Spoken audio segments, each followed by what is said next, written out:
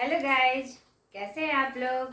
मैं प्रीता कुमारी झा इस पहचान क्लासेस में आज मैं लेके आई हूँ आपके लिए किसलय भाग 2 क्लास 9 NRB BSEB जो कि उर्दू के बच्चों का होता है हमारे बिहार बोर्ड में।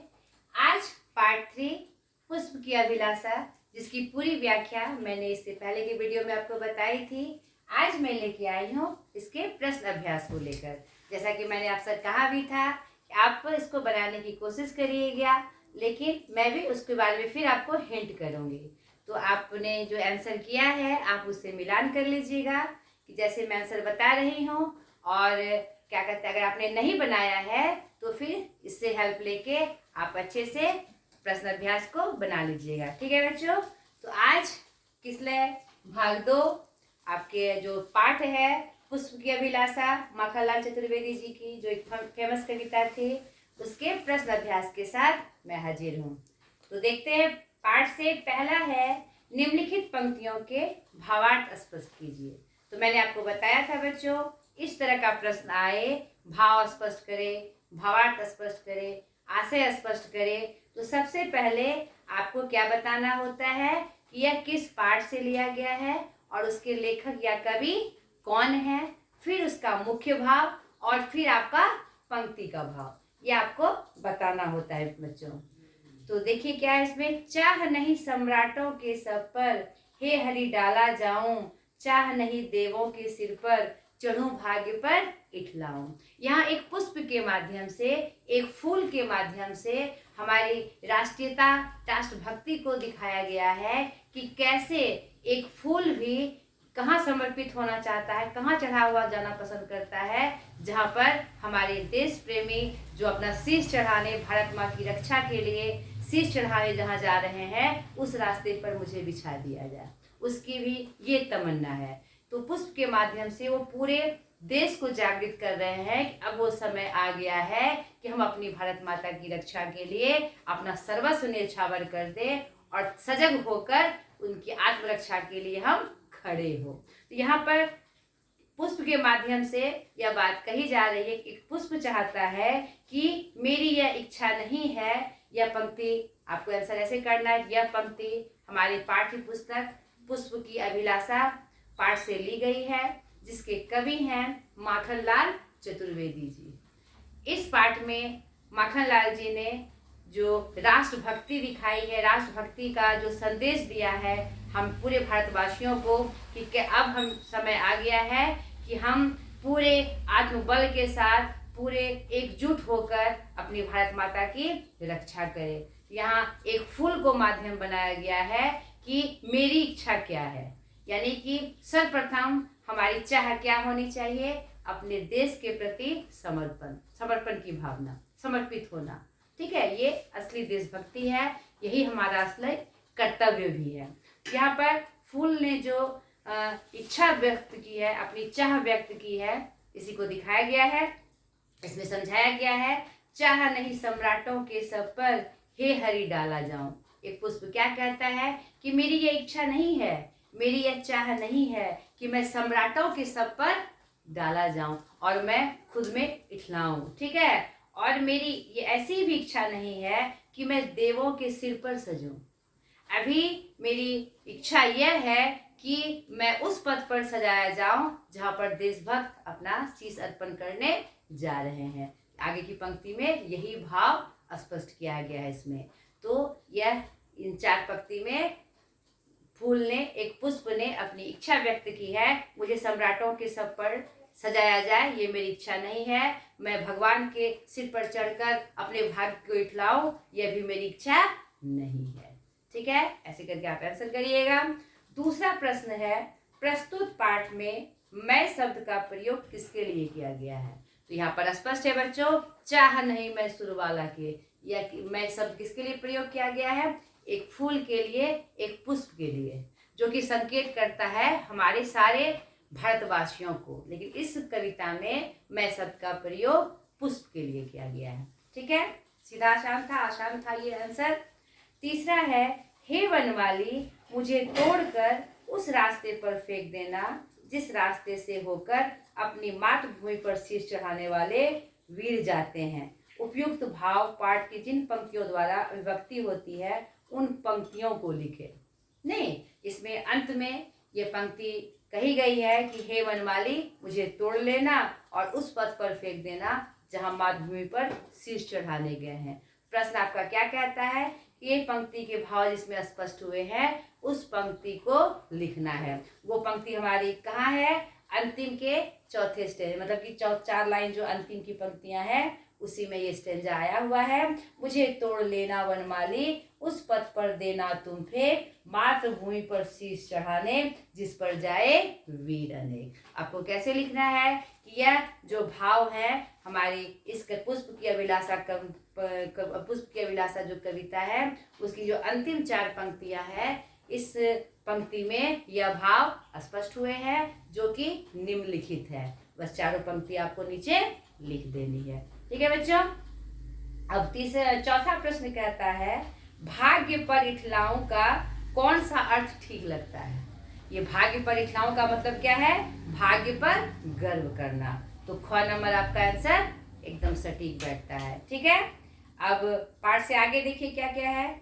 बड़े बड़े सम्मान पाने के बजाय पुष्प उस पथ पर फेंका जाना पसंद क्यों करता है जिस पर मातृभूमि के लिए अपना सर्वस्व अर्पण करने वाले वीर जाते हैं? अपना विचार व्यक्त कीजिए।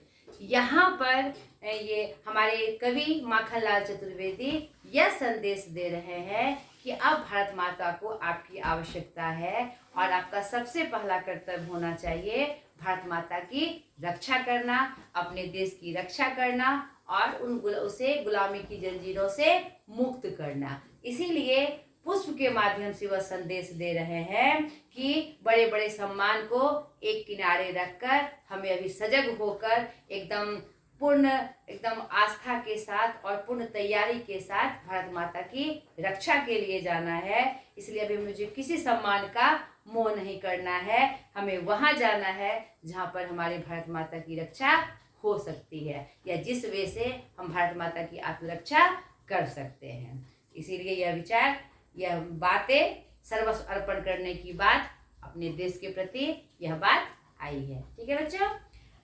दूसरा इसी में है पुष्प की भांति आपकी भी कोई अभिलाषा होगी, उन्हें 10 वाक्यों में लिखिए।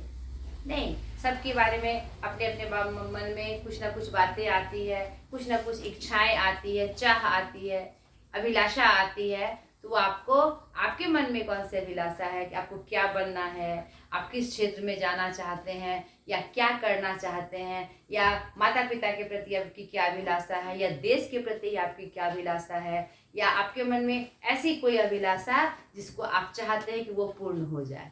ठीक है। तो वो आपको 10 वाक्यों में लिखना है। इसको जरूर लिखिएगा। इससे क्या होगा, इसके प्रति आपका IQ बढ़ेगा, आपको लगेगा कि हाँ मैं भी इसे व्यक्त कर सकता हूँ और आप में एक उत्साह का संचार होगा। बच्चों यह भी आप जरूर कोशिश करिएगा, चाहे कोई भी अभिलाषा हो, चाहे छोटी हो चाहे बड़ी, चाहे किसी क्षेत्र की अभिलाषा हो, आपको 10 पंक्तियों में उसे वाक्य से संजोना है। ठीक है बेटा। आगे देखिए, व्याकरण का पोर्शन है। भाग्य शब्द के पहले 100 उपसर्ग लगाकर 100 भाग्य शब्द बनते हैं। इसी प्रकार नि, दु, अन उपसर्ग लगाकर प्रत्येक 2-2 शब्द बनाइए। उपसर्ग किसे कहते हैं पहले हम ये जान लें। उपसर्ग किसी शब्द के पहले लगकर उसे सार्थक बना देता है या उसे पूर्ण बना देता है। उपसर्ग वह साधन है, वह माध्यम है जो किसी शब्द के पहले लगकर उसे सार्थक बना दे, स्पष्ट बना दे या पूर्ण कर दे। जैसे कि 100 जोड़ भाग्य, भाग्य भी एक सार्थक शब्द है, उसमें 100 मिल गया तो क्या हो गया, 100 भाग्य, यानी अच्छा भाग्य। नहीं, तो यहाँ पर एक सार्थकता मिली उस शब्द को। कुछ ऐसे भी शब्द हैं जिसमें कोई उपसर्ग लगाने से वह पूर्ण भी हो जाता है और सार्थक भी हो जाता है। तो यहाँ पर कहा गया है कि आपको नि, दु और अन उपसर्ग से 2-2 शब्द बनाने हैं। नि से क्या बनेगा बच्चों बताइए? निरोग, निश्चय, नहीं, निरादर, निरामिष आदि। यानी कि नि शब्द से आपको शब्द बनाने हैं। नि क्या हुआ, हमारा उपसर्ग हुआ जो कि किसी शब्द के पहले लगा। नि जोड़ चय, निश्चय। नहीं, निरोग, निजोर रोग, निरुपाय, निजोर उपाय, यानी कि ये शब्द जोड़कर हमने शब्द बनाया, ये उपसर्ग जोड़कर हमने शब्द बनाया। दूसरा है दुख, दुख, दु से क्या बनेगा? दुख बनेगा, दुस्साहस बनेगा, दुर्जन बनेगा, नहीं दुरुपयोग बनेगा। तो दु उपसर्ग से आपको दो दो शब्द बनाने थे, तो मैंने 4 की चर्चा की। तीसरा है अन्न, अन्न से क्या बनेगा बताइए? अनुनय, नहीं, अनिश्चय, अनिश्चय भी बनेगा आपका अन्न से, ठीक है। और अनवरत, अनवरत यानी लगातार, अन्न बनना है, अनु से नहीं, अन्न से बनाना है, अनवरत, ठीक है।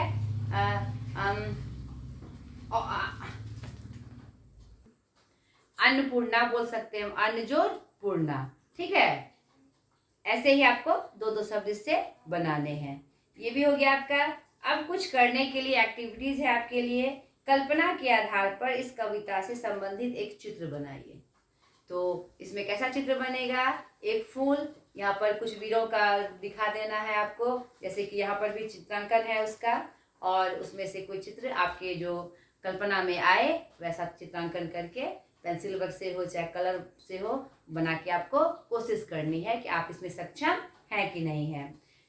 मातृभूमि, दूसरा है मातृभूमि या देश प्रेम से संबंधित अनेक कवियों ने कविताएं लिखी है, उनकी कविताओं को खोज कर पढ़िए और कक्षा में सुनाइए। ये क्यों कहा गया, ये एक्टिविटीज करने क्यों कही गई आपको? ताकि देश के प्रति आपके मन में और भावना आए और उसमें आपके अंदर एक उत्साह आए।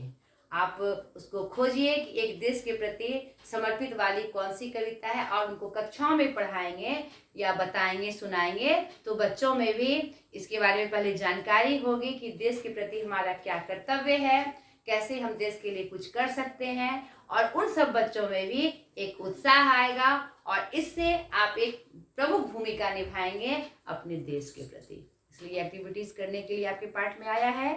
तो आशा करती हूँ कि ये अभ्यास आपको अच्छे से हो जाएगा। जिसने बना लिया है आप मिलान कर लीजिएगा कि आपने आंसर कैसे किया है, और जिसने नहीं बनाया है वो आंसर कर लीजिएगा। ठीक है बच्चों, आज तक के लिए इतना ही। बाय।